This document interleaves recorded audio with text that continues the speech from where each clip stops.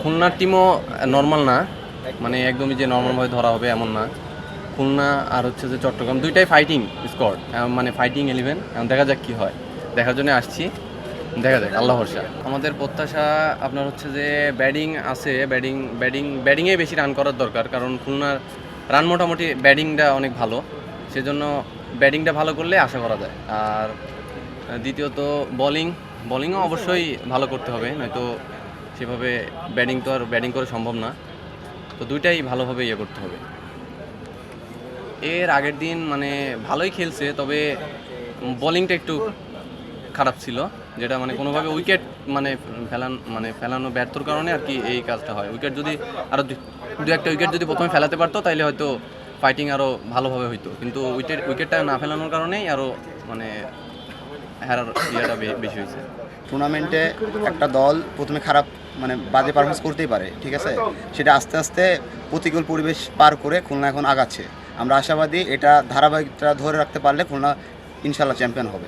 অবশ্যই টিমটা খুব ভালো খেলছে, ঠিক আছে, যেই কারণে আমরা রংপুরকে খুব বাজেভাবে হারাইতে পারছি, বুঝছেন, এটা হচ্ছে বিষয়।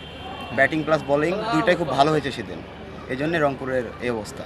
আর বাকি পুরো টিমেরই অবশ্যই ভালো খেলা লাগবে, পুরো টিমের প্লেয়ার যদি ভালো না খেলে তাহলে চ্যাম্পিয়ন হওয়া সম্ভব না, ঠিক আছে। তো আমরা আশা করব বোলিং প্লাস ব্যাটসম্যান সবাই ভালো করবে এবং সেটার বিনিময়ে আমরা আজকে ম্যাচে জিতবো। আসলে অনেক আশা ছিল আর কি, প্রথম বরিশালের সাথে প্রথম কোয়ালিফায়ার ম্যাচটা জিতে যদি আমরা ফাইনালে আসতাম। তো ব্যাড লাগ আর কি, ওভারঅল হয়তো পারফরমেন্স, আমাদের মাঠের পারফরমেন্স খারাপ ছিল, এই কারণে হয়তো পারি নাই।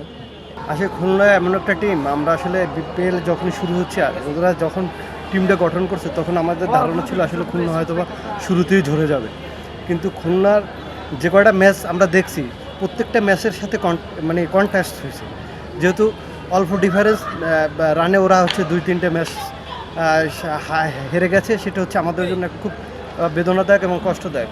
এরপর হচ্ছে ওরা যেভাবে মেহেদী মিরাজ যেভাবে তার নেতৃত্ব দেবে এবং তার ব্যাটের কাটাকাটিতে সে আগাচ্ছে, যেভাবে ব্যাটের ঝলকগুলো দেখাচ্ছে সেটা হচ্ছে মানুষের চোখে আসলে ব্যাপকভাবে পড়ে গেছে। তারপর হচ্ছে খুলনার একটা কনফিডেন্স চলে এসেছে যে খুলনা টিম দিয়ে আসলে কিছু সামনের দিকে এগোনো সম্ভব। তার প্রতিফল আজ আমরা সেমিফাইনাল পর্যন্ত এসে দাঁড়াইছি এবং আমরা ফাইনাল খেলবো এই আশাবাদ রাখি। আসলে ওটা কি বলবো আমি, ওটা একটা কাল্পনিক, আমার দ্বারা মনে হয়েছে যেন একটা কাল্পনিক, কারণ এত বড় স্টারদের নিয়ে রংপুর একটা টিম সাজাচ্ছে, সেই টিমটাকে সীমিত সময়ের মধ্যে খণ্ড বিখণ্ড করে দিয়েছে, যেটা আসলে এর আগে আমি কখনো বিপিএল এরকম ঝলক দেখিনি। এটার জন্য আসলে বিরাট একটা চ্যালেঞ্জ ছিল এবং সেই চ্যালেঞ্জে সেটা সাকসেস অবভিয়াসলি, কারণ আগের যে টিম গঠন করেছিল সে তুলনায় হচ্ছে আজকে যে টিম নিয়ে তারা মাঠে নামছে সে অবভিয়াসলি খুলনা আগের থেকে শক্তিশালী হয়ে মাঠে ফিরবে ইনশাল্লাহ, এবং ফাইনালে আমরা খুলনায় যাবে এবং বরিশাল, এই দুইটা ম্যাচই ফাইনাল খেলবে আশাবাদী রাখি। জীবনের সাথে চলে high five all time healthy life. নিশ্চিন্তে খান স্বাস্থ্যকর অল টাইম পান, অল টাইম হেলদি লাইফ।